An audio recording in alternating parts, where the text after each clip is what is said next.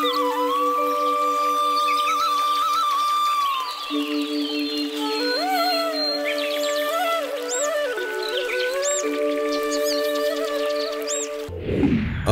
সব কর্ম ঈশ্বরের হাতে সমর্পণ করি। আমি তোমাদেরকে একটা খুব গুরুত্বপূর্ণ কথা বলবো। এই গুরুকুলে তোমাদের শিক্ষা শেষ হতে আর কয়েকদিনই বাকি আছে। তোমাদের শিষ্যদের মধ্যে সবথেকে প্রতিভাশালী শিষ্যকে আমি বেছে নেব। এই জন্যে তোমরা 4 জন কাল প্রার্থনা করে পরীক্ষার জন্যে তৈরি হয়েও।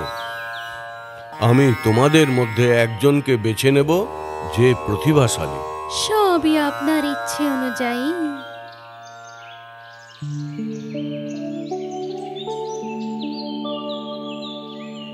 আমাদের 4 জন শিষ্যের মধ্যে সবথেকে শক্তিশালী আমি। গুরুজির যে কোনো পরীক্ষা আমি আমার শক্তি দিয়ে নিশ্চয়ই জিতব। শুধু শক্তি নয় বন্ধু, বুদ্ধিও প্রয়োজন, যেটা তোর কাছে নেই। যে কোনো পরীক্ষায় সফলতা পাওয়া যায় বুদ্ধি দিয়ে।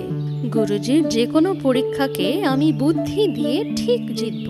মানুষকে উচ্চতায় নিয়ে যায় তার ধন। যদি ধন থাকে তাহলে সবকিছু সম্ভব। লাখো সম্পত্তির মালিক আমি। আমার ধন দিয়ে আমি সফলতা কিনে নেব। আপনারা সবাই তাড়াতাড়ি এসে গেছেন। আমি আজকে একটু বেশিক্ষণ প্রার্থনা করেছি, তাই দেরি হয়ে গেল। প্রার্থনা করে কোনো লাভ নেই। দুর্বলতা তোকে শুধু পরাজয়ই এনে দেবে। গুরুজির এই পরীক্ষায় তোর এই অবস্থাই হবে। তুমি কখনো আমাদের থেকে জিততে পারবে না, এই জন্যে তুমি এই পরীক্ষা থেকে সরে যাও। হ্যাঁ, সেটাই ভালো হবে। আপনাদের সঙ্গে অংশগ্রহণ করার কোনো যোগ্যতা নেই আমার। তাও ঈশ্বর যে দুর্বল ব্যক্তিকে মহান করে, সেই আশা নিয়ে আমি গুরুজির যে কোনো পরীক্ষায় অংশগ্রহণ করতে প্রস্তুত। তোমার মতো বোকাকে কিছু না বলাই ভালো। গুরুজি স্নান করে এখনো ফেরেনি। যে কোনো পরীক্ষা সকালে হলেই ভালো লাগে। সন্ধে হয়ে গেলে খুব ক্লান্ত লাগে। ওই দেখো গুরুজি আসছে।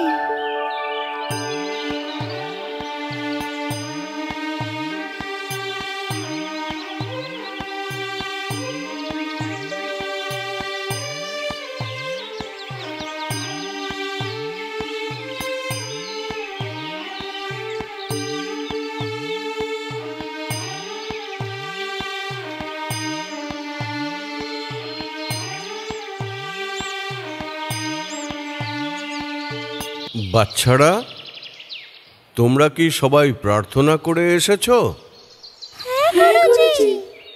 হ্যাঁ, তাহলে বলি পরীক্ষাটা কি।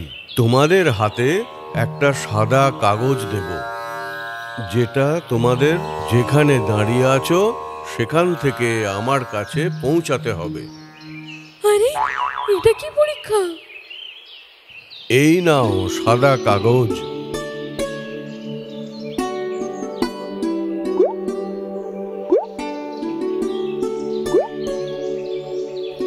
আরে বাহ, একদম ফর্সা ধপধপে নতুন কাগজ।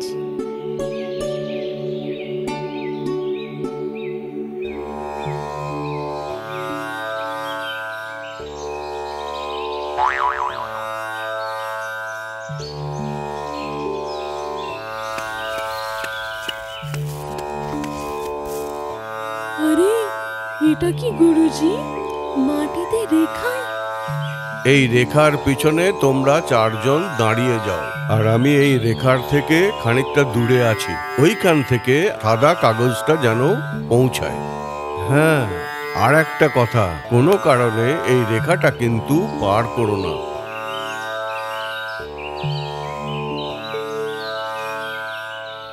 এ তো এক অদ্ভুত পরীক্ষা।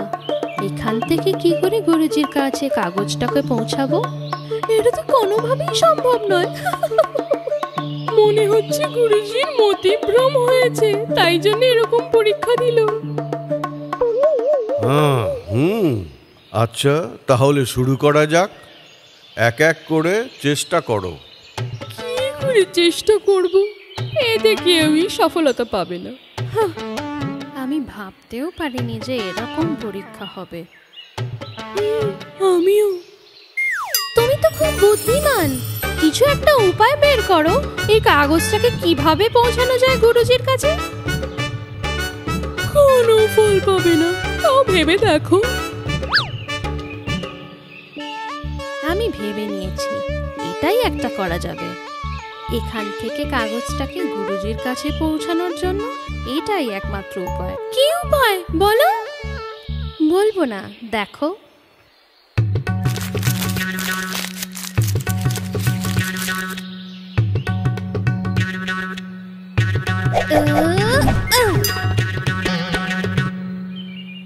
তোর বুদ্ধি তো খুব, এখন যেরকম ফেললি তার থেকেও জোরে ফেললে গুরুজির কাছ পর্যন্ত কাগজটা ঠিক পৌঁছে যাবে। এর থেকেও দুগুণ জোরে আমি ফেলবো এটাকে। তাহলে তুমি ছুঁড়ে দাও। না, আগে তুমি ছোড়ো, তারপরে আমি। এই দেখো, আমি ছুটছি।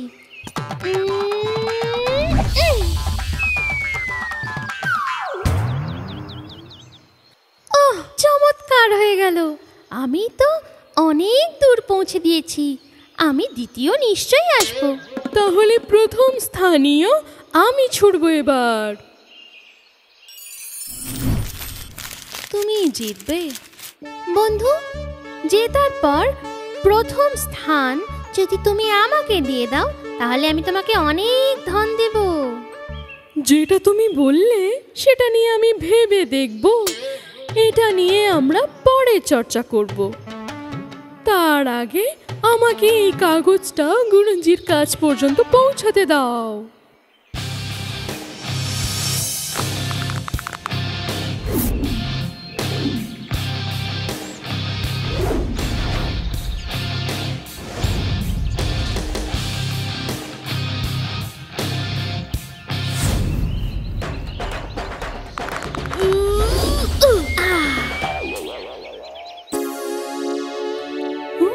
সব থেকে বলবানও হেরে গেল। উল্টো দিক থেকে হাওয়া আসছিল, তাই জন্যে আমার কাগজটা আগে পৌঁছলো না। খুব কষ্ট হলো। আমি জিততে চেয়েছিলাম, কিন্তু ভগবানের ইচ্ছা হলো না। এবার তো এর করার কথা। আরে, এই চোখ বন্ধ করে দাঁড়িয়ে আছে কেন? দুর্বল, তুমি কি ছুটবে না? হ্যাঁ, আপনাদের ছোড়া হয়ে গেছে। আমি একটু প্রার্থনা করছিলাম। বেশি কথা বলে সময় নষ্ট করো না, ছুটতে হলে ছোড়ো। তোর ছোড়ার মতো দম আছে নাকি?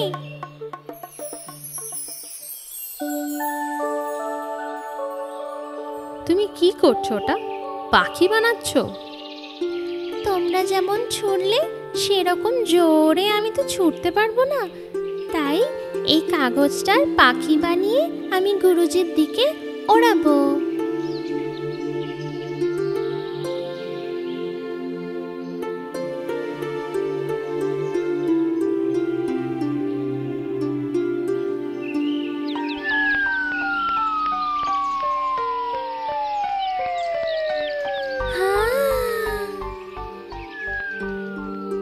আরে, ওটা তো গুরুজির দিকে যাচ্ছে।